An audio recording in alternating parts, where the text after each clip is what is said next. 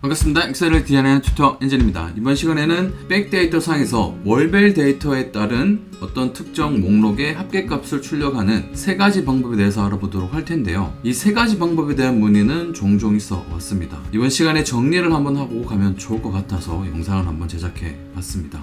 보통 우리가 어떤 정보를 가공할 때 최대한 백데이터를 건드리지 않고 기존에 있는 정보만으로 정보를 가공하는 게 가장 좋죠. 근데 불가피하게 정보를 재가공을 해 놓은 상태에서 그 정보를 다시 참조해서 정보를 재가공해야 될 때가 종종 발생하기 마련입니다. 이번 시간에는 최대한 백데이터를 건드리지 않고 사용할 수 있는 함수 개념, 그리고 이 함수 개념을 사용하더라도 배열 개념과 좀 나눠서 좀 복잡하지만 배열이 아닌 개념 두 가지를 일단 비교해 보고요. 그리고 불가피하게 한열을 추가해야 될 경우 심플하게 구할 수 있는 방법이 또 있거든요. 그것도 한번 같이 알아보도록 하겠습니다. 지금 자료를 보시게 되시면요, 과일 판매량 및 매출 데이터라는 백데이터가 이렇게 추가되어 있고요. 판매 일자라는 여기에 들어있는 월이 기준이 됩니다. 여기 있는 월을 기준으로 해서 판매량, 매출액 이렇게 나와 있는 가운데 매출액에 대한 합계값을 월에 따라서 이렇게 출력을 받아보려고 하고요.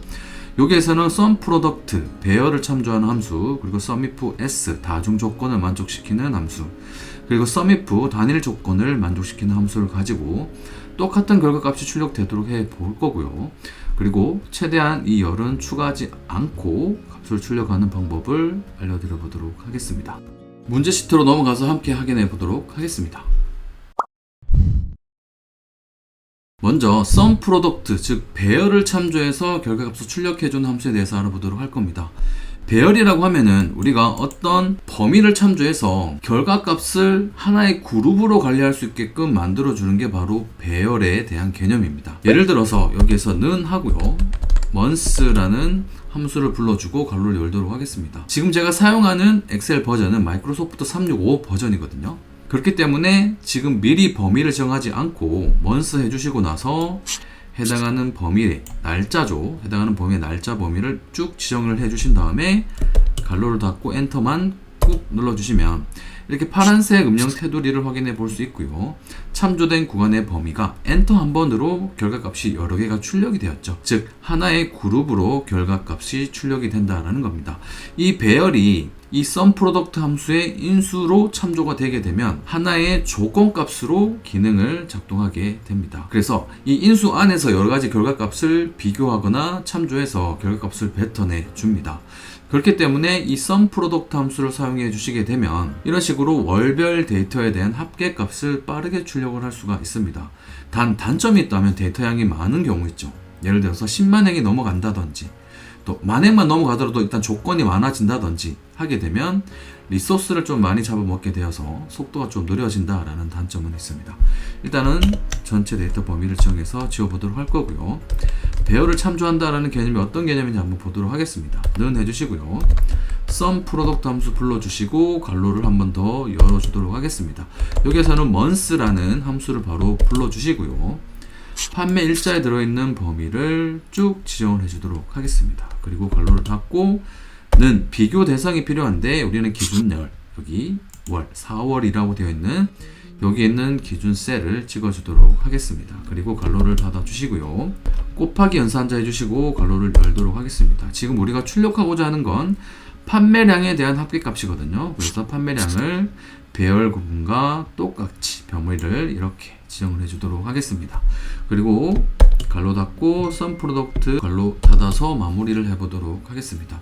배열로 참조된 구간의 범위와 판매량이라고 하는 이 범위 구간에 있는 범위가 동일해야 됩니다. 이렇게 동일한 상태에서 엔터키를 꽉 눌러주시게 되면은 3855 일단 검사 한번 해보도록 하겠습니다. 범위 지정해 주시고요.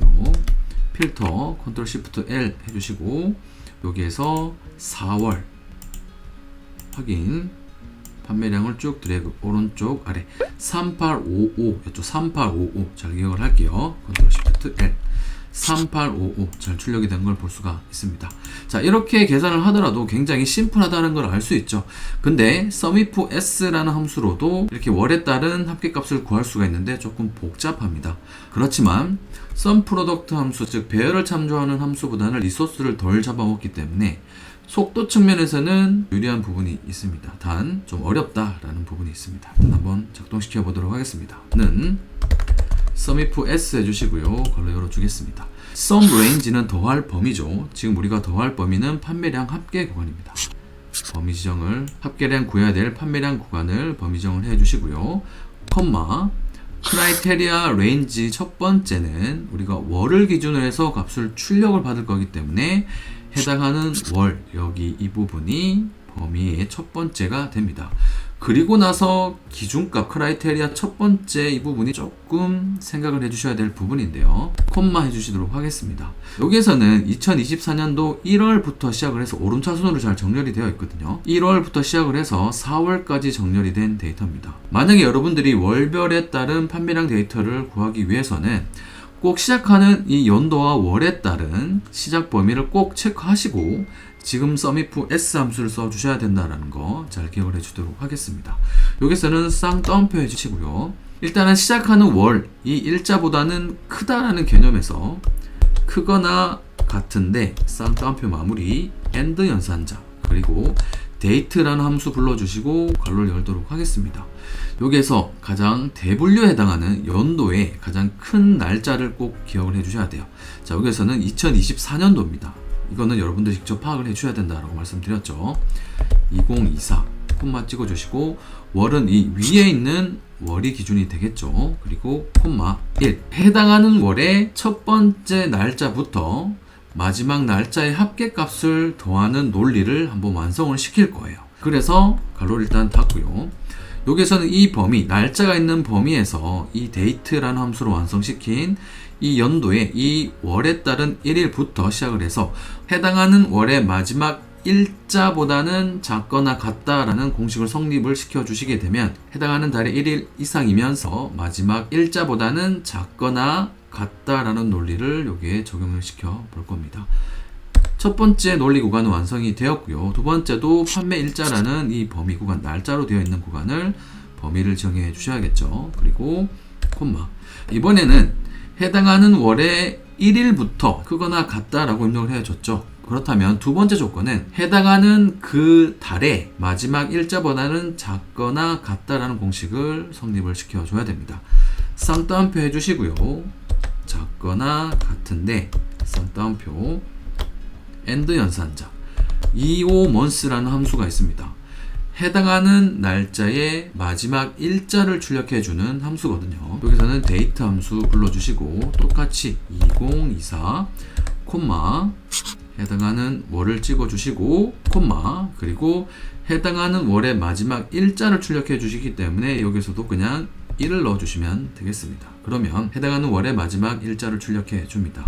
여기서 가로를 닫고 콤마 이어몬스의 두 번째 인수 생략하시면 안 됩니다.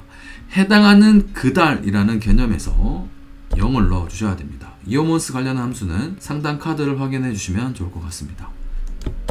괄호를 닫아서 이어몬스 마무리를 해 주도록 하겠습니다. 그리고 나서 SUMIF S 함수 괄호 닫아서 마무리를 해 주시고요. 엔터를 쳤을 때 아까 SUMPRODUCT 함수가 구했던 3855 값이 출력이 되면 되겠죠. 엔터 3855라는 값이 동일하게 출력이 된 걸 확인해 볼 수가 있습니다. 이제 마지막 SUMIF라는 함수로도 값을 구할 수 있는데 단점이라고 한다면 이 백데이터에 추가 정보를 가공을 해야 합니다. 그 부분이 단점이 될 수가 있을 겁니다. 여기에서는 월이라고 이렇게 적어 놓고요. 는 months 괄호 열어주시고 판매 일자 하나를 콕 찍어주시고 괄호 닫고 엔터. 그러면 해당하는 날짜에 월이 출력이 되었죠. 아래로 자동 채우기 핸들을 잡아당겨 주도록 하겠습니다. 그리고 나서 값을 구하면 굉장히 심플하게 구할 수 있겠죠. SUMIF 괄호 열어주시고 레인지는 해당하는 월에 대한 판매량 합계값을 구할 거기 때문에 여기 레인지는 기준값, 여기 월이 들어올 기준열을 이렇게 찍어주면 되겠죠. 그리고 콤마 해당하는 월 콤마 기준값과 범위를 매칭해서 그래서 지금 우리가 구하고자 하는 값은 SUM range 판매량에 대한 합계값이기 때문에 2열을 전체 데이터 범위 지정해 주시고 갈로 닫고 엔터 쳐주시면 이 세 개의 값이 동일한 걸 확인해 볼 수가 있습니다. 종종 제 유튜브 댓글에 이런 글들을 달아주시더라고요. 일단 관심은 너무 감사를 드리고요. 더 쉬운 방법이 있는데 굳이 왜 이렇게 해야 되냐라는 댓글을 종종 달아주십니다. 새로운 정보를 하나 더 배워간다라는 생각으로 제 강의를 시청해 주시면 감사할 것 같고요. 우리가 모든 업무를 접해보진 않았어요. 어떤 변수가 생길지 모르고 또 어떤 분들은 분명히 이 복잡한 함수가 현업에 필요한 분들이 계실 수 있습니다. 그렇기 때문에 다양한 방법들을 소개시켜 드리는 채널이니까요. 참고해 주시면 좋을 것 같습니다. 이 강의가 마음에 드셨다면 구독, 좋아요, 알람 설정으로 응원 부탁드리도록 하겠습니다. 다음 시간에 더 유익한 강의로 찾아오도록 하겠습니다. 바이바이.